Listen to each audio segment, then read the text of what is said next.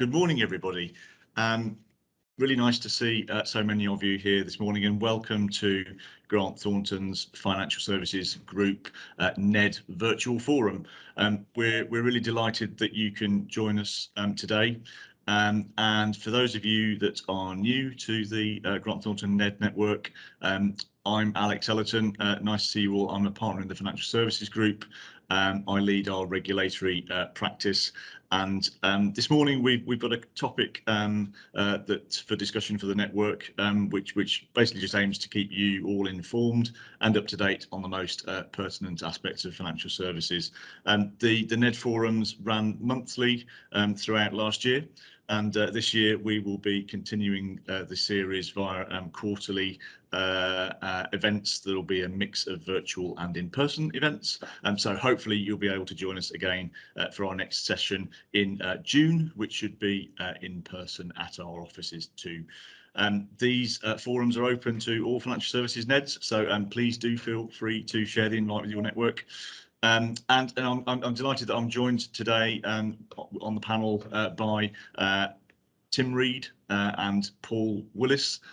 Both Tim and Paul are both managing directors in our financial services group, and both bring a huge amount of experience and real life expertise drawn from numerous regulatory change programmes, which features obviously at the centre of Consumer Duty. So I know we'll be able to pick their brains shortly, and we'd definitely like you to make sure that you get some practical guidance from this conversation as well. So in terms of some just housekeeping matters, this virtual forum is being recorded and will be distributed to those who are registered after the event. We'd really like you to ask questions and to make this somewhat interactive as well, to make it feel like a forum rather than just a lecture. So please do submit questions that you have via the chat function in Teams, and we will try and address these, or alternatively, if you do want to raise your hand via Teams, you can do that as well, and we'll make sure that you're able to unmute to ask any questions in due course. We apologise in advance for any unexpected interruptions, given this is a virtual session. Hopefully everything will run smoothly, but just in case, thanks in advance for your understanding there too. So the format of this morning and on the agenda fundamentally is all around Consumer Duty, and what we will do is spend probably no more than 20-25 minutes just giving you a bit of a download from our perspective on some of the key aspects of the Consumer Duty and some of the implications for your firms. We're conscious that the attendees today are drawn from a pretty broad range of financial services as well, which I think should be helpful. So we'll try and make sure that we cover off a good range of different viewpoints as well. And then we've got discussion, a good half an hour allowed for discussion towards the end of the session as well. And as I say, if you would like to raise any questions via the chat or by raising your hand, that would be great. So I think Emma, without any further ado, let's start off and have a look at actually what the new Consumer Duty is all about. So if we have the next slide, please, Emma. So fundamentally, this is a change and a evolution, I think, of all things to do with conduct regulation that's born out of what the regulators in the UK have seen still as challenges across financial services, and frankly, from my perspective, a financial services world that looks very different and has evolved significantly over the last 20 years or so of more recent approaches to managing conduct and customer outcomes in financial services. And essentially what those of you who are close to the consultation over the last few years will have noticed is that you can see that the Financial Conduct Authority is still concerned with issues around poor practice, where customers and consumers still apparently are not fully equipped to understand how best to get out the value out of all of their products and services provided across an increasingly complex range of and variety of services in financial services. So we've already seen lots of focus in some subsectors on product governance, and I think we see some of those themes running through here as well, and fair value being centre to some of the conversation that we'll pick up on this morning as well. So much more of a regulator who is keen to opine and push firms around value for money, and if we lived in a world where 20 years ago the regulator was quite keen to say it wasn't a price regulator, I think that's changed quite considerably. We also see, though, that, and I think this is where we'll pick up this morning in some of the conversations, more of a focus on customer service and the impact that that has on whether customers across the piece get the benefit that they should do from their financial products. And lots of conversations. It's quite interesting actually when you get into the detail around whether customers are really put in the position where they have the right information at the right time to make the right decisions, and some of the commentary around things like sludge practices, which make it frankly more difficult for customers to do the right thing at the right time as well. So some quite broader expectations being set here, and I think what I'd say right up front, and I suspect Tim and Paul hopefully will agree with me in due course, is that to the extent that there's commentary out there that, well, this is just another treating customers fairly, isn't it? I think there are some quite important aspects which moves expectations on here from a TCF world which we were getting to grips with 10-12 years ago. So over the page, please, Emma.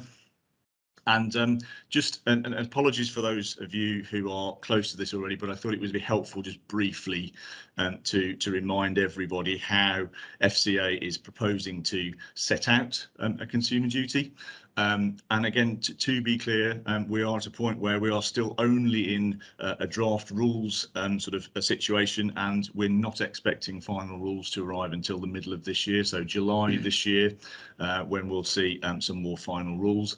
I think our view is that the direction and trajectory of travel here is pretty well set, so we're not expecting huge deviation from these expectations, but it is worth noting that these are rules that are still subject to some change potentially. And essentially what FCA is setting out here from a policy perspective is pushing still on expectations for fundamentally retail markets where consumers are involved to see further iterations of a cultural change and to further instill trust from those consumers. And practically how this is going to be put in place is via the implementation of a new principle for businesses. So those that we've already had at a high level for the last all the time since we've had FSMA around, but essentially a new principle for businesses that will apply where you are dealing with retail or consumers. Which will also aim to deliver specific outcomes, which we'll talk about in a moment, and that will apply, frankly, regardless of the subsector, product or service as well. And I think that's important. This is a much wider tool for the regulator that's set out at a principle level. And the bottom left of that box there, which you know, if there's a strap line here, what FCA wants to see is that firms get things right in the first place and don't have to do so much of the remediation exercises that we've seen central to the industry for the last 10 years or so. So on the right, what we try to do here is just illustrate that we will have a new consumer principle. I'll touch on that in a moment, just explain what that is. That's set out as a rule at a very high level, and there will then be cross-cutting rules which aim to support and provide a bit more context around that principle. And then importantly, for specific consumer outcomes where we will see guidance, rules and non-handbook guidance as well to drive expectations around what that should deliver. And again, just finally on this slide, just worth pointing out that the much talked about private right of action that might have been given to consumers where firms had breached FCA principles has been taken off the table. So that's one of the, I think one of the FCA's moves to try and appease some of the challenge from industry on this.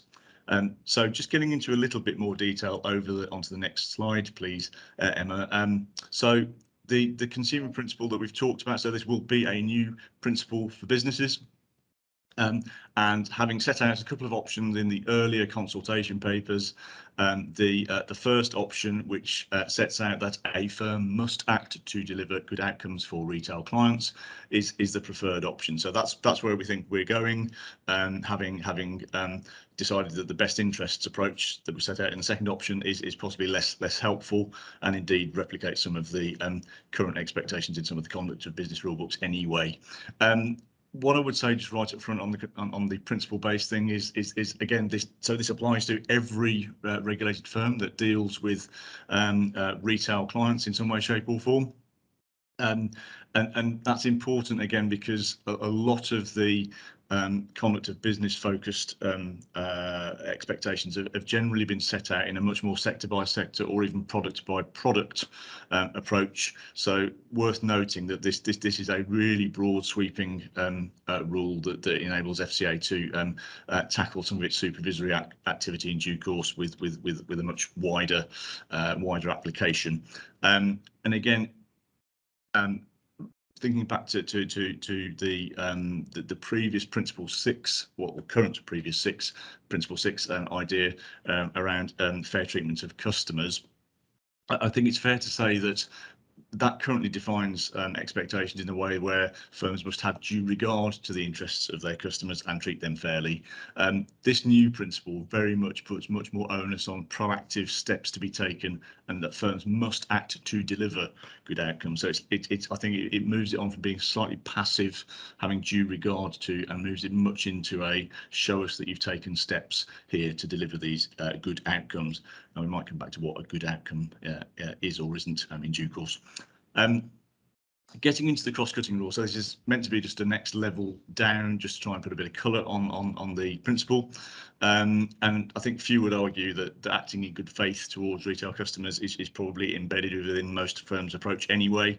But the second two sub-bullets there on the bottom of the page are quite interesting, where an expectation that firms avoid foreseeable harm to retail customers. So we know that a very broad range of firms are already scratching their heads and thinking about what does foreseeable harm mean. That's quite a difficult definitional point to get to grips with. And I think importantly as well, there's this idea that firms must enable and support retail customers to pursue their financial objectives. So it puts much more of an onus on firms to actually equip customers to then make the right decisions after the fact, which is, again, if you're a firm, that's a potentially dangerous or concerning point as to how much responsibility you end up holding for decisions that customers make further down the line. So that's the principle and the supporting cross-cutting rules at a very high level. On the next slide, we talk about what the 4 outcomes will look like. And I'm conscious of time this morning. We haven't got time to get into these in a lot of detail, but just to be clear, there's a really interesting sort of range here that's set out, and I think it goes to the centre of some of the questions that firms have at the moment. Essentially, what the regulator wants firms to deliver on is ensuring that the good outcomes are provided to customers in and around products and services. So actually that those things are designed, distributed and delivered in a way that actually add value and are helpful to customers.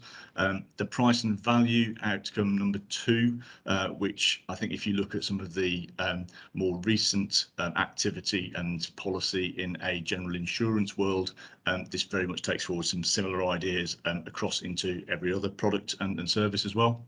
And then outcome 3 and 4, which I think actually possibly from my perspective are even more interesting.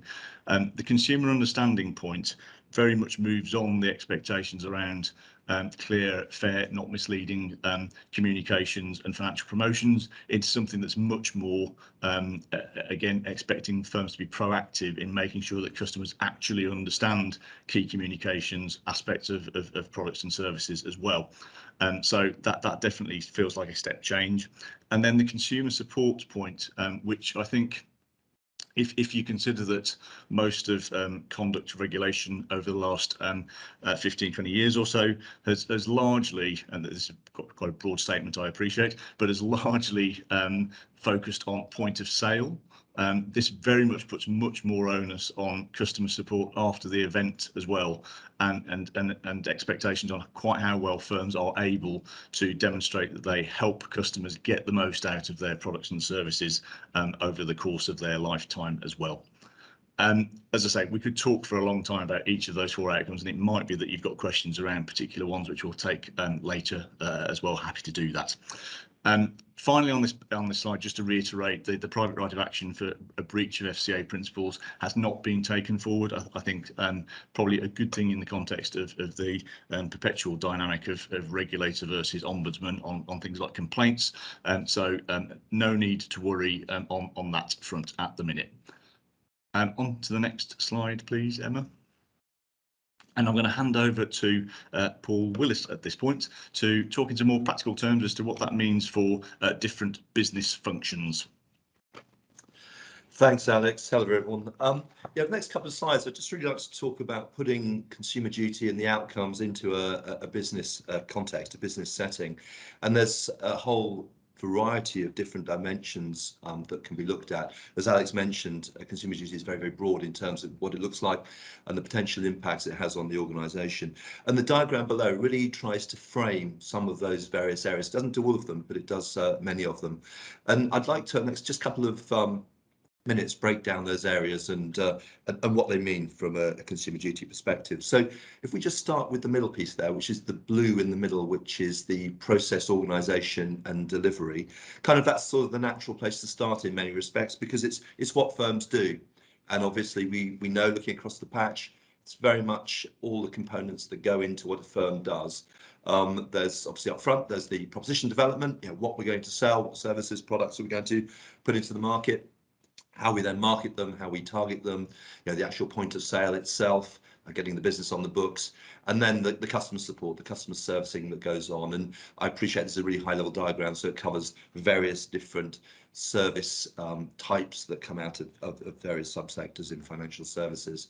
And then coupled to that, clearly we have different ways of doing things subject to the channels that are coming into play, both traditional channels and obviously more recently over the last 10 years, the more digital ways of engaging. And also another piece, which I'm sure many of you are familiar with, the delivery being undertaken not in-house anymore, but by a plethora, a range of third parties, both insourced, outsourced and partly outsourced. So again, that's almost the start point, but it's probably not the best start point when we look at consumer duty. What we've found over the last few months is if you start with really the customer, you put yourself in the customer's shoes and you start with the customer journeys, the sentiment that they deliver, and you look at it from that perspective. And on this diagram, that's very much the top box there, the steps involved, the customer awareness of what they want, the actual engagement with a particular firm, how they engage, what they engage with, the types of channels they use, and then moving on to their own purchase, their own steps within the purchase itself. Having gone through the purchase, obviously we're into support, the servicing period, and then let's not forget at the end of it there is a sort of a termination, a close at some point in the process. And by really starting at that point, well, one, it makes things a lot more customer centric, but also from experience, it just throws up so many things that perhaps if you started from a process, what we do today or what we'd like to do in future, there are a whole magnitude of gaps which come up. Third area to look at is the monitoring and managing. Clearly, this ties back to evidencing. I look back to TCF days and that need to evidence what's done and how it's done, and more particularly from there, take a view of how you manage it going forward and how you proactively make change happen where things are not going to plan.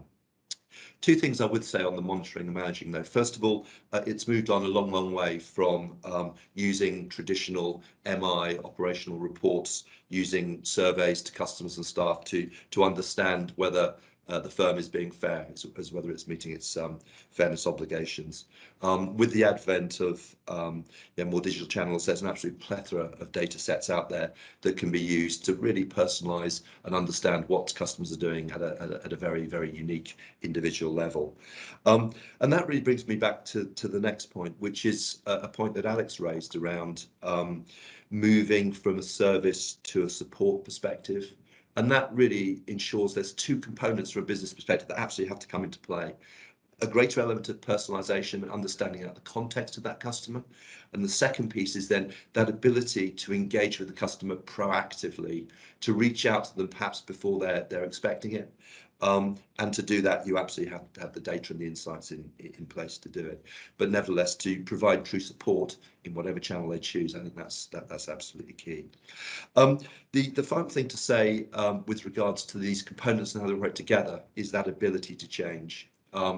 If we go back to the bottom there, and we have the monitoring and managing. Clearly, one of the aspects of this is as things move forward, as potential harm or detriment is identified, that's the ability of the firm to change quickly, to remediate, to make sure it's fit for purpose. One final thing I would say on this slide is we've looked really across one set of dimensions in play. Just on the right hand side there, you can see there's a whole bunch of other wider considerations. Two of those I draw out. One is the controls framework, the three lines of defence, the frameworks that you have to control and govern and assure what is going on. Yeah, how does consumer duty fit with the first and second line, and indeed the third line? And the other area, which I've touched on already, is that bit about using data better, getting better on the data analytics capability. And that's been a theme through the industry, but never more does it apply, I think, into the consumer duty world. If I then just move on to the next slide, if I may, and the next slide really just tries to paint a picture of the outcomes or examples of the outcomes in those areas. So start in the middle there, the outcomes 1 and 2, the right product and service at the right value for the individual customer. Clearly, the right product will start in that proposition. Are we doing all the right things to identify the customer that we're looking to target, to take forward and develop a relationship with? And I think the final point there on outcomes 1 and 2 I'd just like to draw to is that the right value to the individual customer. And that ties back very much to the evidencing and the personalisation piece around where we go. Then just moving up to outcome 3, and this is the understanding customer piece, the customer understanding what's going on, and this is around the clear messaging, awareness and engagement. And just tying it back to those that customer journey, really from the off, just making sure that customers are clearly aware of the product proposition that's being offered, they're engaged in the appropriate way, and purchase then takes place in that manner. So it's a sort of seamless flow. There's not a disjointed way in which the customer's understanding is pulled from pillar to post before we actually get to purchase. And then the final area around outcome 4, proactive interventions and support. For me, a lot of this goes back to data and insights, and knowing the customer at such a level, not necessarily at a complete individual level, but at a level where proactively you can make a potential intervention, or at least inform the customer and engage with the customer accordingly. If you just move on, Emma, to the next slide, I'm just from here just going to pull out a few just examples of good and poor practice that we've seen over the last few months. On the left-hand side there, some examples of good practice. The first bullet point is really around customer journey. It's around a good customer journey, if you like, a seamless customer journey from a customer perspective, where they're able to do what they want to do in the same channel, end to end, clearly accessible, and they can get to the end of what they want to do, they can get their own outcome in a way that has been useful and engaging for them. The second point on the left-hand side there is very much around the use of technology and support that the customer has as they go through any given process, particularly in this instance, an online process. And that example is around the drawdown of chatbots, the help text, if you like, that comes into play if a customer needs it. Particularly in a digital channel, navigating through something just on occasions, if a customer is stuck on a particular screen, a particular area for too long, that ability to proactively send out a "Are you okay?" message, "Do you need some help?" is really useful. The third area of good practice, just again drawing out that we've seen, is very much around the data and understanding the the components of data. So there's robust systems for recording preferences and vulnerabilities, but doing it in more than just a binary way. So those preferences could be different, subject to whether a customer wants to acquire some information, whether they want to undertake a transaction. And it's having that degree of detail, that degree of understanding around a given customer, which I think is really important and takes things forward. As always, good practices. There's a plethora of bad practices. We've just drawn out 3 here, perhaps really obvious ones, but nevertheless ones we've absolutely seen in the course of the last few months. That ability of customers, consumers to actually get what they want from the channel that they'd like to do it through. How many times have I looked for a telephone number on a website and not been able to find it? The second is the consumer being able to draw out, in this instance, the pension in a timely manner. Without excessive delays, clunky paperwork, poor processes, departments that don't talk to each other, and all in all, a very poor experience. And finally, probably one that absolutely hits on the vulnerability point, which is around registering a death certificate. Again, we've seen recently a couple of examples actually where individual customers had to register a death certificate multiple times to companies or groups of companies rather than just being able to do it the once. And clearly, given the vulnerabilities around that, that's sort of an area of concern. Finally, from my perspective, could we go down a slide, please, Emma? Just like to frame some of the key considerations to think at this stage, and I appreciate this stage is moving forward, as Alex alluded to, as we go through the the due regulatory processes. The first of those is very much for a business to understand and has the complete picture of how things fit together. In many respects, it's playing back to that slide I had, or that picture I had 3 slides ago, which talked about the various components, the customer journey, the processes, the organizational structures, the data, the evidencing that comes together. Have people got a clear view, firms got a clear view of that and where individuals sit within that, what their role is? The second actually ties back again to some of the governance controls. We know the regulation is moving forward. Yeah, is the oversight there? Do we have the relevant controls to ensure we can manage and perhaps assure what we're doing from a conduct perspective? The third area actually ties to that again, but actually drills down to one area which Alex touched on, which is the use of third parties. Do we have control frameworks in place that actually tie to the conduct, the consumer duty agenda, as well as just perhaps traditionally the SLAs around, does a firm deliver against business requirements, does a third party deliver around business requirements? Fourth area, this is all about the firm being on the same page in their own side. So does every part of the firm understand what we mean by consumer duty and how it impacts their areas? Does the text, the lexicon, the taxonomy, all of these good things play to that? Last 2 here from me. One is, again, reflecting on one of the key areas within consumer duty and one that's been running for a longer period, vulnerability. Our firm's very clear on the treatment of vulnerable customers, the definitions even of vulnerable customers today, and identify them in the appropriate way. And to that point, do all members of the firm know that and are able to engage in the appropriate manner? And the last of these, and as important of all the others, is just an understanding from the senior managers, the material risk takers within the business, what their own accountabilities are as relates to consumer duty, what they are essentially on the hook for, what they need to evidence, what they need to show, and how they need to manage the business appropriately and indeed differently as a result of the new world we're entering. And on that note, I will pass on to Tim to talk a little bit more about the governance. Tim, over to you. Thank you, Paul. We thought it would be helpful, particularly given the audience that we have this morning. I know a lot of you will be sitting on boards of regulated firms to talk through some of the governance aspects. And when we talk about governance, we tend to talk about 2 things. We talk about product governance at the sort of micro level and good corporate governance at a more macro level. So I'll touch briefly on the former. I think product governance really permeates the whole paper. But I think there are 3 messages that I'd like to bring out from that paper, which I think are important.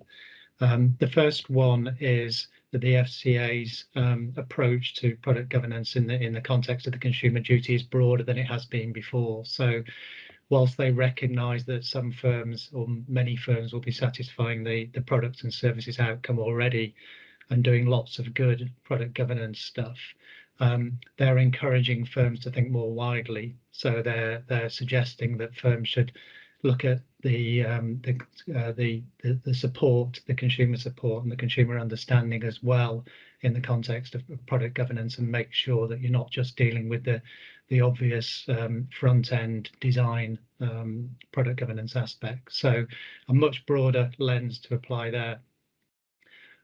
Second point, it is a different lens that we need to look through, a different mindset. So I think from experience, product governance has tended to focus on more on the forward looking, will this product generate the right outcomes for customers? And firms do tend to do that quite well. There's been a lot of guidance on this over the years. But I think the lens changes one now to the more backward looking, are good outcomes actually achieved in practice? And I think this is going to be the new test for firms, where firms will really need to raise their game, drawing on experience and ex post data. Can they actually demonstrate not only that products were targeted to achieve the right outcomes, but we're actually achieving those outcomes? They're reaching the right people, they're getting the right price, the fair value, avoiding harm, etc., etc. So I think the ability to stand in the shoes of the customers and take a backward look will be really important going forward. And similarly, on backward looking, I think one of the surprises perhaps that's come out of this, and I know is causing a lot of debate already, is the retrospective nature, the look at closed books. So the FCA are very much encouraging firms and proposing that firms will have to assess and regularly review whether there are any aspects of closed books that could cause harm or could come into conflict with those cross-cutting obligations that we've already been hearing about this morning. So again, slightly different mindset, but certainly a much broader scope. The FCA won't expect firms to look at the targeting of closed book products. That doesn't make sense, but all the other customer outcomes absolutely are in play for the closed book as well as the open book. If we move on to corporate governance now, not surprisingly, the FCA are saying that the focus is very much on boards to ensure compliance with the delivery of good customer outcomes. And that quote on the right there is quite an interesting one. We expect the focus on acting to deliver good outcomes to be at the centre of firm strategy and business objectives. Well, absolutely no surprises there. But the second part's really interesting and should be embedded in the same way and receive the same level of ongoing attention as financial performance, risk and strategy. Much of the work that I do for Grant Thornton is focused around board effectiveness and governance. And I'd still say in this day and age, times are changing, but I'd still say typically when I'm observing board meetings, risk committees, audit committees, the focus, the most time is typically devoted to the financial performance. I think risk is catching up, but financial seems to be there. And even when people are talking about risks, they're often the financial risk, liquidity risk, credit risk, solvency. So what the FCA are effectively saying here is that they're expecting boards to spend as much time talking about regulatory and customer outcomes as they are about all the other things that and in the same level of detail as the more typical financial stuff. So again, that's another sign that they're really looking for firms to up their game in this respect. One new excuse me one new requirement that's come out of the proposal is for the board to consider an annual report. So boards will effectively have to commission an annual report. It doesn't have to be external, it can be an internal report, which cover the results of the monitoring against all the outcomes for the previous year, any new or emerging risks and mitigations that have been put in place to manage those risks in the context of the consumer duty, and any evidence of poor outcomes. So this needs to be explicit and reported to board on an annual basis. Not surprisingly, they're expecting a focus on vulnerable customers. They're also expecting that report to cover any root cause analysis that's been carried out to understand why those outcomes may not have been achieved or have fallen short. And the proposed actions should also be in there to address any shortcomings. they're also expecting the report to cover the consistency of future business strategy with the new Consumer Duty. So I think this will be quite hard for firms to do. Somebody has got to write a paper for the board that takes a more strategic stance on this, and takes everything in the round, all the learnings from the previous year, and makes a comment as regard to, or makes a judgment as regard to whether the firm is truly acting in the spirit and whether the strategy is really supporting the Consumer Duty outcomes. And finally, the FCA have been very explicit in saying once that report has been considered, the board will need to agree the actions required and the changes, and that will mean having timeframes, owners, reasonably ambitious targets to achieve before they actually sign off on the report. So absolutely, again, making sure that the board takes full responsibility for the new Consumer Duty. That's the new requirement, the annual requirement. You'll all be familiar with the regular monitoring that you'll have to do, the ongoing monitoring, the monthly monitoring through board audit risk committees. And there, what the FCA is saying is it's important that though you have monitoring arrangements in place that can identify whether you're meeting the outcomes, can identify and recommend changes where necessary to ensure that you do continue to meet those outcomes. And where changes are being made, these need to be fully explained, so there'll have to be a full documented rationale. And you'll have to demonstrate how those changes will actually improve outcomes in future. So again, I think this is more of a perhaps an evolution of current process. But again, it's very explicit recommendations or proposals as to what firms need to do to demonstrate to the regulator and their shareholders that they are meeting these outcomes. The interaction with the SM and CR is briefly covered in the report as well. And the FCA's view on this is that the SM and CR, the Senior Managers Certification Regime, establishes the clear management responsibilities for compliance with the new requirements and the standards of the regulatory system.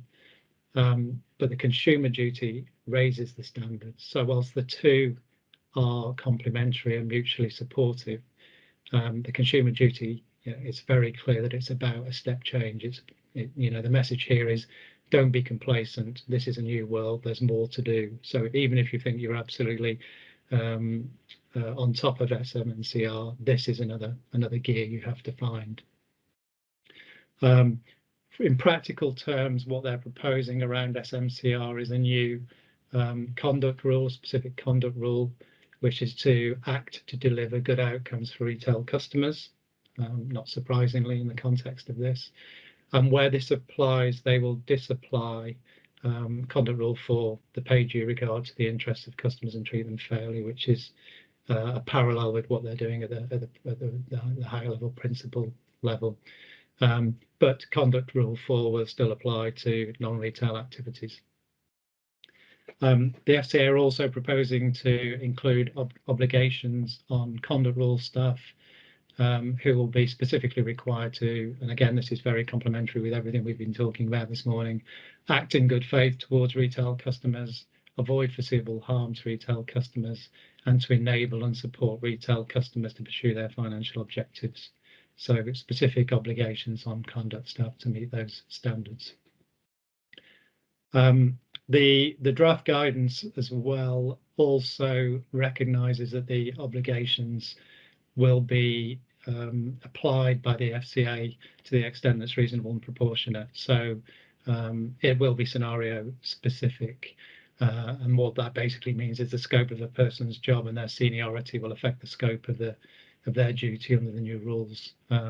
Essentially, the more senior you are, the more relevant your role is to Consumer Duty, the more the FCA will expect those individuals to ensure that the good outcomes are achieved. And finally, what does it mean for non-executive directors? Clearly, the FCA doesn't expect non-executives to assume executive responsibilities. Nothing's changing there. They recognise, of course, that certain NEDs, particularly those chairing committees, senior board committees will, and who perform senior management function will have individual duties under the new regime. But the general point here is that NEDs will be expected to exercise a high standard of skill, care and diligence as they currently do. And that means in practice making sure, and again looking at that quote on the right, making sure that good outcomes and holding boards to account, directors to account, that good outcomes are at the centre of the strategy, that the good outcomes have been achieved, and making sure that firms are ready for the new proposals when they come into force. If we go into the next slide, please, Emma. And talking of when the timetable, the next steps as set out in the paper are, we're expecting the policy statement and the new rules to be made by the 31st of July 2022 this year, and then a time frame for implementation of the 30th of April 2023. I know this is exercising many minds. I know there are lots of people calling out whether this time frame is long enough. I think UK Finance, who responded to the paper last month, were calling for a 2-year period. I think others have done similarly. So I'm sure that one's going to continue to exercise minds for some time. And just finally, I just wanted to include another quote from the FCA just to stress the importance of moving forward with this at a pace. So what they're saying is we expect firms to use the implementation period fully and to be able to demonstrate progress when being asked. So this is the FCA trying to get on the front foot. They're not going to leave it to April 23, if that proves to be the implementation date, to ask whether you've actually implemented, whether you've done what you need to do. They're going to be engaging with firms throughout. And if you just look at those 4 bullet points at the bottom, the last 2, engaging with firms and trade bodies to answer questions, that's helpful. Publishing regular updates, providing more guidance, that's helpful. But the 2 above that are quite interesting. One is about doing supervisory work to understand firms' implementation plans and progress. So they want to see your plans, they want to see how you're getting on with those plans. And they'll be reviewing implementation as they go along and change programs as they go along. So I think what we can glean from this is the FCA are expecting firms to be getting on with it, and that means getting on with it now, not waiting for final rules.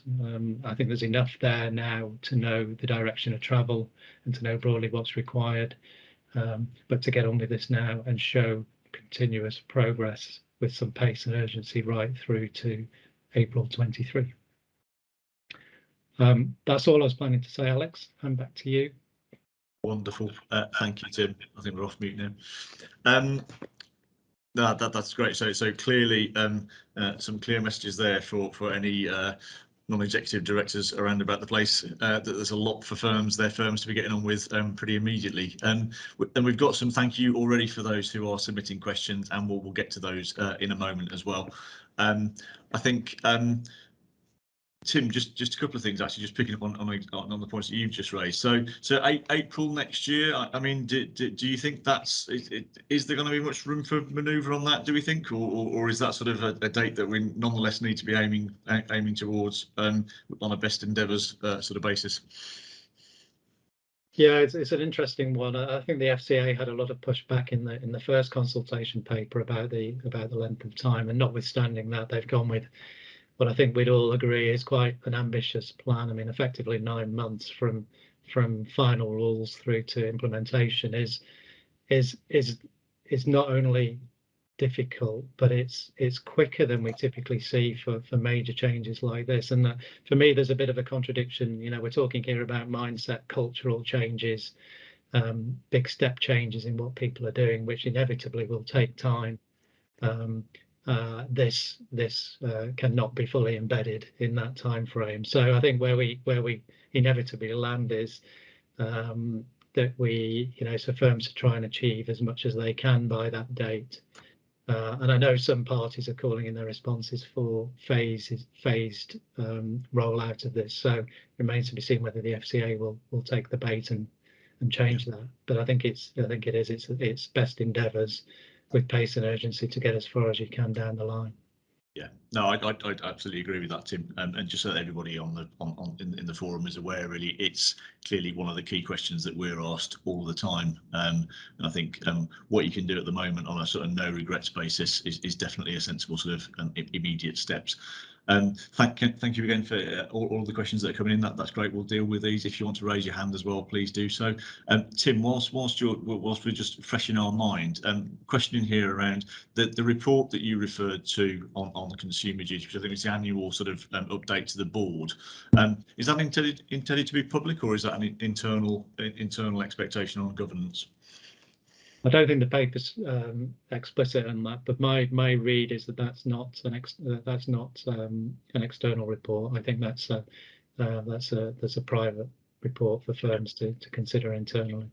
I think the key will be for firms to be able to demonstrate to the regulator, if challenged, that they've done the exercise, that they've learned the learnings, they've made the changes, and they're demonstrating again that they're taking appropriate action to address any concerns. Yeah. One of the interesting questions that we are regularly asked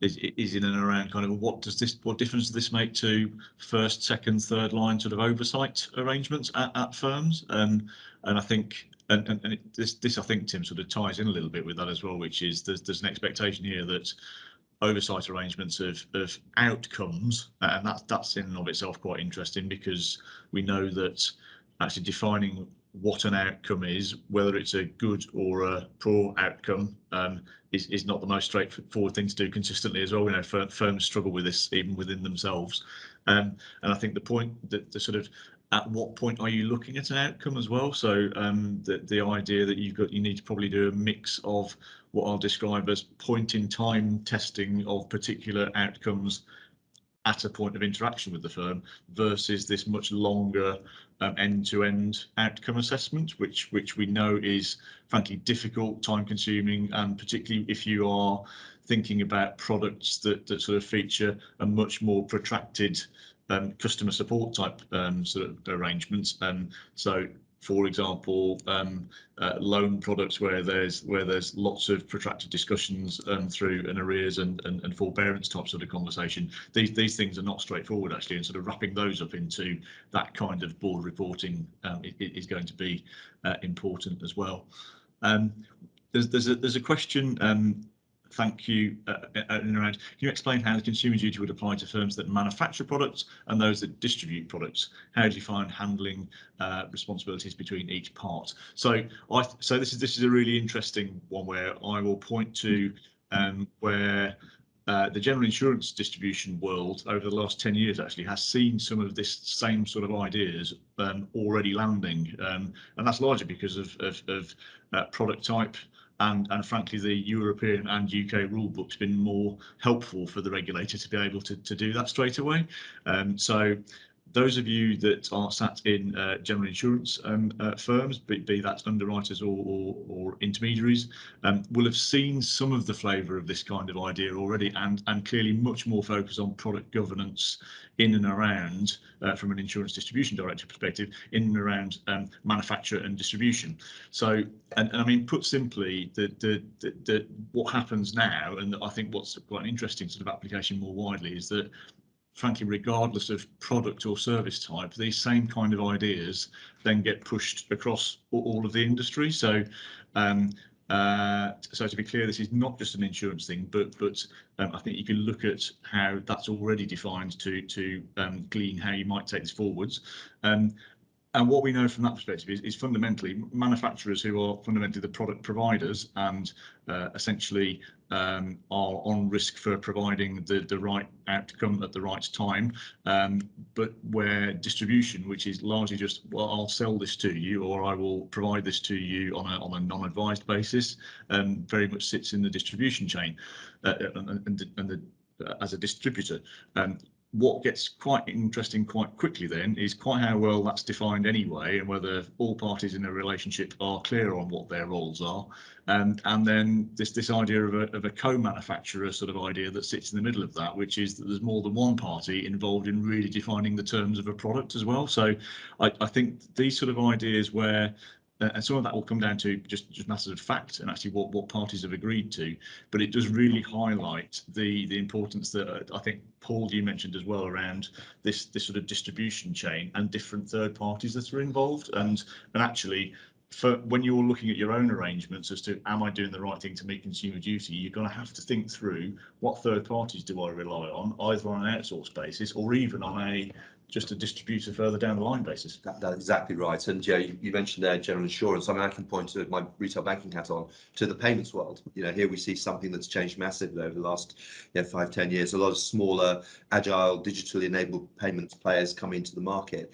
Absolutely fundamental to the delivery of the customer outcome, delivery of the customer service, but are actually unique and different to the provider, if you like, of the overall product. And it's those nuances. It goes back to that organizational model again, with the various components within it. It's knowing where they are now. Obviously, one part is the production of the product versus distribution, but the other piece is then the servicing, the ongoing servicing, and the different third parties that come into play. And too many times still we see the SLAs, the commercial arrangements are very much around an operational business focus. Still even today, TCF been around for many years, still missing the sort of the consumer duty, the customer outcome piece of it. So I think there's one point to add into this as well, which is this is why we're saying right up front, even before you get into sort of deep gap analysis around particular customer outcomes, firms need a really clear idea and articulation. So see it as, can I confirm this on a page, what my role is and what other third parties' roles are, what outsourced providers do for us, so that you can really work through which of the customer journey bits here am I responsible for, and is there a good reason why some of these things might be out of scope. One of the things that we're often asked is, well, I'm a wholesale firm only, I only deal with wholesale other firms, this doesn't apply, does it? Well, probably not, but also make sure you've done the work to understand quite where it does impact on a retail consumer at the end of the day, and that you've got a good reason for quite why your responsibilities end at a particular point.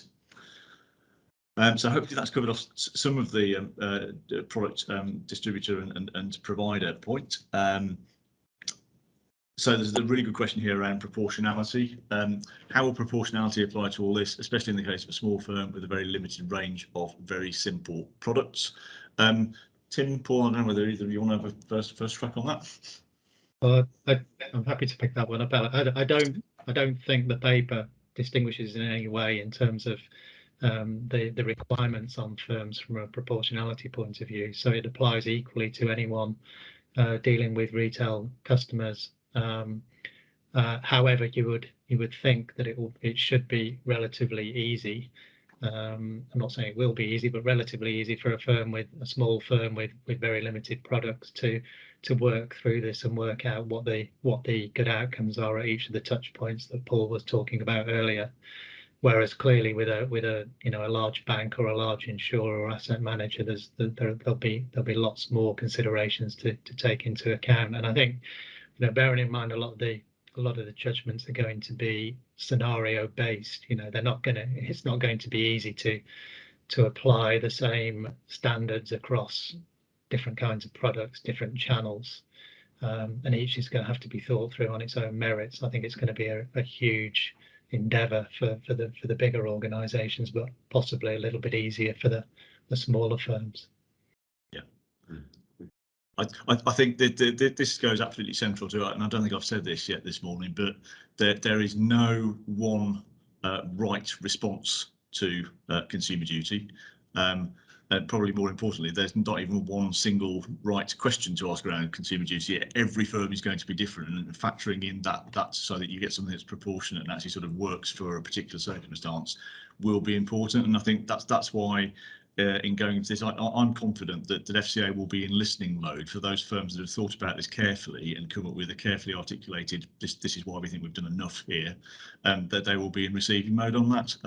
It's a monster of a rule change for a regulator to try and supervise as well. So I think helping them think some of that through will be important. some other really conscious of time. We've got a couple more questions which are good ones as well. So in terms of changes that we should be making, are these simply changes to policies and procedures to document the changes from Consumer Duty, combined with increased level of MI to monitor and evaluate the outcomes? And what else can we do to demonstrate to the regulator that we are taking action? So I think that's a really good question, because in terms of practically what is this expected to do, and that will achieve some of it, I think, is my starting point. And Paul and Tim, I'll come to you in a moment. But there is, if you talk to the regulator, they will talk about wanting to see cultural change. They will want to see behavioural change, and they will want to see a better ability for firms and the regulator to sort of actually look and see, actually, are these outcomes being delivered? Well, that might be covered in the MI if that's where the MI ends up being able to sort of scoop in the right kind of results. And I think what the important thing to note here as well is we are absolutely, our view is that there will be parts of what firms do at the moment which are really well set up to meet some of these expectations already. So this isn't about having to start again. There's probably some really important reframing and recommunication of these things so that FCA in due course and supervisors hear the right things, even if you're talking about substantively the same arrangements or products or whatever. So that there's a bit of a sort of re-explaining of some of this stuff, and there will be, I think, a need for aspects of reworking policies, procedures. It goes deeper than that, though, on some of the more fundamental points around. Paul, you mentioned, sales channels and all that sort of stuff. When you look at the consumer support outcome, for example, there is an expectation here is that if you've got a digital sale, so a customer is engaged with you on a digital basis. If they then want some kind of service conversation with you at some point, should they have to write in or telephone you, or can they do that via an app as well? Exactly. It's that ability to be broad, and I think that's probably more than just the changes you talk around the policies and procedures. Just the other thing, just to pick up on, is around that cultural point, which you talked about there. For me, this kind of, obviously, culture is massive in many respects, but just to boil it down to two parts: the intangible drivers of the tangible drivers of culture, which are very much those things that are referenced in the question around the policies and procedures, the structures, all of those things that make a firm operate in the way it does. But the other piece is the sort of more intangible pieces, the rhythms, the stories, the tones from the top, all of those things that come into play. And I think to really crack the Consumer Duty nut, both have to be played out. The intangibles as well, the cultural piece as well, around what staff understand, what beliefs and values there are. And it's a hard one, because for many years firms have really put customers first, but it's sort of taking it taking it to a different level in terms of culturally what's needed, and thinking broader than perhaps a single interaction. Thanks, Paul. I'm really conscious of time. Charles, you've raised a really interesting question there in the last minute around what fair value is. The value bit is somewhat defined around the relationship between overall price to the customer and the quality of the product and service provided. The fair bit is a really difficult bit, which each firm will have to look and point at in different aspects in terms of quite what you are taking from a financial and other perspective from an arrangement, and what the customer's getting. More than happy to take that offline. That's a big question that, again, insurance is somewhat leading the way on, but we're expecting much more focus from a broader range of firms as well. I think we're pretty much out of time. Thank you for all of your engagement. I really hope that you found that session helpful. Thank you to Tim and to Paul for sharing their time and insights as well. Over the next couple of days, you'll receive a recording and the slides of the session, so please do share those with your colleagues if you would like to. And if you've got any questions that you want to follow up on, we're more than happy to take those offline as well. I think, Emma, have we got the slide on the regulatory handbook as well, which, just as a bit of a sales pitch here, that we've recently launched the Grant Thornton Financial Services UK Regulatory Handbook. It's the 6th annual edition, and it explores the regulatory landscape for 2022 and should help all financial institutions across banking, capital markets, insurance and investment management to identify and understand the key regulatory changes that we see coming up this year. If you've not received it yet, we'll be sending that along as well with our follow-up email, and the link is posted in the chat now too. So lastly, we've got a slide with some of our forthcoming events as well. It'd be lovely to see you at some of those sessions too. In the meantime, thank you for all joining us this morning. Have a great day and look forward to seeing you again soon.